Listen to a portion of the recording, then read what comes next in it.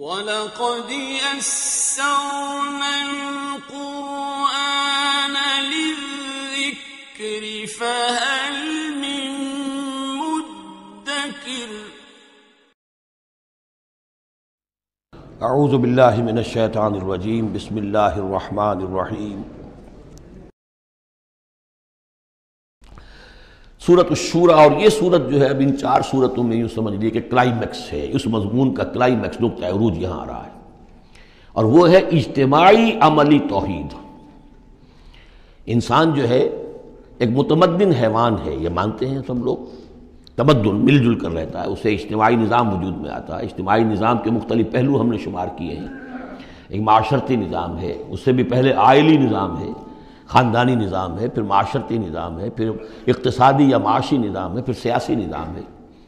یہ تمام جو نظام ہیں، یہ جب تک کہ اللہ کی حاکمیت کے تابع نہیں ہوتے تو گویا کہ اجتماعی سطح پر تو توحید نہیں ہے، وہ تو شرک ہے۔ پھر افراد جو ہیں اکیلے اس میں ہو سکتے ہیں موحد ہوں، اور وہ کس شکل میں ہوں گے؟ جبکہ وہ تن من دھن اس باطل اور مشرکانہ نظام کا قلع کما کر کے اور وہاں توحید کا نظام قائم کرنے کے لیے لگے ہوئے ہوں، اور انہوں نے اس کے اندر لگا دیے ہوں، تب تو وہ ہے موحد، ورنہ تو وہ مشرک ہے۔ اگر مشرکانہ نظام کو انہوں نے دل سے تسلیم کر لیا، اسی مشرکانہ نظام میں وہ اپنی دوڑ دھوپ کر رہے ہیں، پاؤں پھیلانے کے لیے، جائیداد بنانے کے لیے، اپنے کوئی پروفیشن میں شائن کرنے کے لیے، کسی اور معاملے میں ساری بھاگ دوڑ اس کے لیے ہو رہی ہے، اس کا مطلب یہ کہ انہوں نے اس نظام کو ذہناً قبول کر لیا۔ تو جنہوں نے اس طاغوت کو قبول کر لیا انہوں نے اللہ کا انکار کیا، چاہے وہ نمازیں پڑھتے ہوں، بلکہ تہجد بھی پڑھتے ہوں۔ تو اقامت دین کی اصطلاح اس صورت میں آ رہی ہے، اور اقامت دین کے موضوع پر یہ قرآن مجید کا ذروۂ سنام ہے۔ بسم اللہ الرحمن الرحیم، حامیم عین سین قاف۔ یہ ویسے تو 2 صورتوں میں سے ایک ہے جس میں 5 حروف آئے ہیں، ایک ہم پڑھ چکے ہیں کاف ہا یا عین صاد، لیکن یہ اس اعتبار سے منفرد ہے کہ حامیم علیحدہ اور عین سین قاف علیحدہ، تو 2 آیتیں اس سورہ مبارکہ کی یہ منفرد ہے کہ جو حروف مقطعات پر مشتمل ہے۔ مجھے اس سورہ مبارکہ سے بھی جو ایک خصوصی مناسبت ہے وہ میں عرض کر ہی دوں کہ سب سے زیادہ تو سورہ حدید، لیکن مکی قرآن میں سورہ حدید کا جو متوازن اور اس کا جو بدل ہے وہ سورہ شورى ہے۔ جو مقام سورہ حدید کو حاصل ہے مدنی قرآن میں، وہی مقام سورہ شورى کو حاصل ہے مکی قرآن میں، اور یہ بھی دیکھ لیجئے کہ تقریباً یہ دگنی ہے اس سے، اس کی آیات ہیں 29، اس کی آیات ہیں 53، اور چونکہ مکی قرآن جو ہے وہ دگنا ہے مدنی قرآن سے اپنے حجم کے اعتبار سے۔ کذالک یوحی الیک والی الذین من قبلک اللہ العزیز الحکیم۔ کذالک، اسی طرح وحی کرتا ہے اللہ اے نبی آپ کی طرف، اور ان لوگوں کی طرف بھی کرتا رہا ہے جو آپ سے پہلے تھے، وہ اللہ جو العزیز ہے الحکیم ہے۔ اب یہ کذالک کس چیز کی طرف اشارہ ہو رہا ہے؟ ایک تو یہ کہ جو بھی لوگ تھے اس وقت ان کے سامنے تھا کہ جس طریقے سے حضور کہتے تھے مجھ پر وحی آئی ہے، اور ایک اس سورہ مبارک کے آخر میں بھی آ جائے گا وحی کی قسمیں، جن کا کہ میں نے اس تعارف قرآن والے لیکچر میں ذکر کیا تھا، تو وہاں آگے جا کر آ جائے گا کہ وحی کس کس طور سے آتی ہے، انسانوں پر آتی رہی ہے۔ تو کذالک کی تشریح اس صورت میں وہاں ملے گی۔ لہو ما فی السماوات و ما فی الارض، اسی کا ہے جو کچھ کہے آسمانوں میں اور جو کچھ کہے زمین میں، وہو العلی العظیم، اور وہ بہت بلند و بالا ہے اور بہت عظمت والا ہے۔ تکاد السماوات یتفطرن من فوقہن، آسمان قریب ہیں کہ اوپر سے پھٹ پڑے، یعنی اوپر ان کے اتنا بوجھ ہے، اتنا وزن ہے، اتنے فرشتے ہیں۔ ایک حدیث میں آتا ہے کہ بالشت بھر جگہ بھی خالی نہیں ہے جہاں کوئی نہ کوئی فرشتہ اللہ کا یا سربسجود نہ ہو یا کھڑا نہ ہو قیام میں اللہ تعالیٰ کے لیے، تو یہ کیفیت ہے وہاں پہ۔ وما یعلم جنود ربک الا ہو، تیرے رب کے جو لشکر ہیں انہیں کوئی جانتا ہی نہیں سوائے خود اس کے، تو وہ پھٹ پڑنے کے تیار ہیں۔ بل ملائکۃ یسبحون بحمد ربہم، یہ سورہ مومن میں یہ بات آ چکی ہے کہ فرشتے جو ہیں وہ اہل زمین میں سے جو اہل ایمان ہیں ان کے لیے استغفار کرتے رہتے ہیں۔ والملائکۃ یسبحون بحمد ربہم، وہ اپنے رب کی تسبیح کے ساتھ حمد بھی کرتے ہیں، ویستغفرون لمن فی الارض، اور زمین والوں کے لیے جو زمین میں ہے اہل ایمان ان کے لیے استغفار کرتے رہتے ہیں۔ الا ان اللہ هو الغفور الرحیم، آگاہ ہو جاؤ یقینا اللہ ہی غفور ہے، اللہ ہی رحیم ہے۔ والذین اتخذوا من دونہ اولیاء،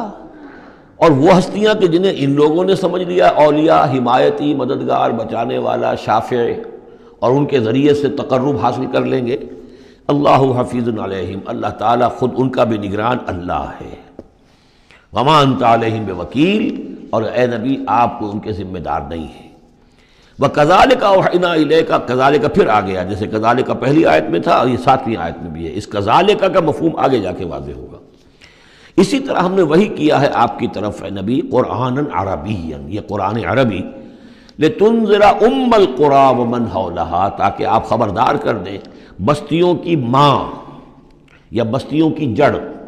سب سے بڑی بستی، سب سے اہم بستی۔ یہ ہم پڑھ چکے ہیں سورہ قصص کی آیت نمبر 59 میں آیا تھا، حتیٰ نبعث فی امہا رسولا، جو بھی علاقہ ہے اس کی جو مرکزی بستی ہے، ہم عذاب نہیں بھیجتے رہے جب تک کہ اس کی مرکزی بستی کے اندر رسول نہ بھیج دیں۔ تو اب یہ ام القریٰ ہے، جو مکے جو عرب کے لیے ام القریٰ ہے، ویسے یہ پوری دنیا کا ام القریٰ ہے۔ لتنذر ام القریٰ، اگر حضرت آدم واقعتاً یہ بات صحیح ہے کہ بیت اللہ حضرت آدم کا بنایا ہوا ہے، تو معلوم ہوا کہ پوری دنیا کا جو ہے واقعتاً ام القریٰ پھر یہی ہے، بیت العتیق، بہت پرانا گھر، تاکہ آپ خبردار کریں ام القریٰ کے رہنے والوں کو، ومن حولہا، اور جو ان کے ارد گرد ہیں۔ یہ مفہوم پہلے بھی آ چکا، میں نے عرض کیا ارد گرد جو ہے وہ تو دائرے کھینچتے جائیے تو پوری دنیا اس میں آ جائے گی۔ وَتُنذِرَ يَوْمَ الْجَمْعِ، اور خبردار کرنا ہے اس جمع ہونے والے دن، قیامت کا دن، لا ریب فیہ، جس میں کوئی شک نہیں ہے، فریق فی الجنت، ایک گروہ ہوگا جو جنت میں جائے گا، وفریق فی السعیر، اور ایک جماعت ہوگی کہ جو جہنم میں جائے گی۔ وَلَوْ شَاءَ اللَّهُ لَجَعَلَهُمْ أُمَّةً وَاحِدَةً، اگر اللہ چاہتا تو انہیں ایک ہی امت بنا دیتا، سبھی مومن ہوتے۔ وَلَٰكِن يُدْخِلُ مَن يَشَاءُ فِي رَحْمَتِهِ، لیکن نہیں، یہ تو اللہ تعالیٰ داخل کرتا ہے جو چاہتا ہے، جو خواہش مند ہوتا ہے، جو اس کی قیمت ادا کرنے کو تیار ہے، اس کو اپنی رحمت میں داخل کرتا ہے۔ یہ مفت میں وہ اللہ تعالیٰ اپنی یہ رحمت اور اپنی جنت جو ہے مفت میں دینے کو نہیں، اسے نہیں بنائی ہے، جو چاہتا ہے اس کا ارادہ کرے، پھر اس کی قیمت ادا کرے۔ ان اللہ اشتری من المؤمنین انفسهم واموالهم بان لهم الجنہ والظالمون ما لهم من ولی ولا نصیر، اور جو ظالم ہوں گے، مشرک ہوں گے، کافر ہوں گے، ان کا پھر نہ کوئی ولی اور حمایتی ہے اور نہ کوئی مددگار ہے۔ ابھی اتخذوا من دونہ اولیاء، دوبارہ وہی بات آئی کہ انہوں نے اللہ کے سوا جو ہے کہ اپنے اور حمایتی اختیار کر لیے ہیں۔ فاللہ هو الولی، تو اے کم عقلو، اللہ ہی ہے ولی، ایک ہی ولی ہے، بس اس کو پکڑو، اسی کو اپنا ولی مانو۔ اللہ ولی الذین آمنوا یخرجہم من الظلمات الی النور وہو یحیی الموتیٰ، وہی ہے کہ جو زندہ کرے گا مردوں کو، وہو علی کل شیء قدیر، اور وہ ہر چیز پر قادر ہے۔ وَمَا اخْتَلَفْتُمْ فِيهِ مِنْ شَيْءٍ فَحُكْمُهُ إِلَى اللَّهِ، یہاں سے اب مضمون شروع ہو رہا ہے، اس کی تمہید بن رہی ہے۔ تمہارے مابین جو بھی اختلاف ہو، اس کے فیصلے کا حق اللہ کے پاس ہے، حاکم وہ ہے، اس کے لیے ہے حاکمیت، sovereignty belongs to him and him alone۔ سروری زیبا فقط اس ذات بے ہمتا کو ہے، حکمراں ہے ایک وہی، باقی بتانے آزری۔ اس کی حاکمیت کے تحت پورا نظام زندگی کا آ جائے گا تو اس کا نام ہے اللہ کا دین قائم ہو گیا۔ توحید بالفعل اس پورے نظام میں قائم ہو گئی، ایک اللہ کی حکومت، ایک اللہ کی مرضی، ایک اللہ کا قانون۔ ذالکم اللہ ربی علیہ توکل، تو وہ ہے اللہ میرا رب، اس پر میں نے توکل کیا ہے۔ وإلیہ انیب، اور اسی کی طرف میرا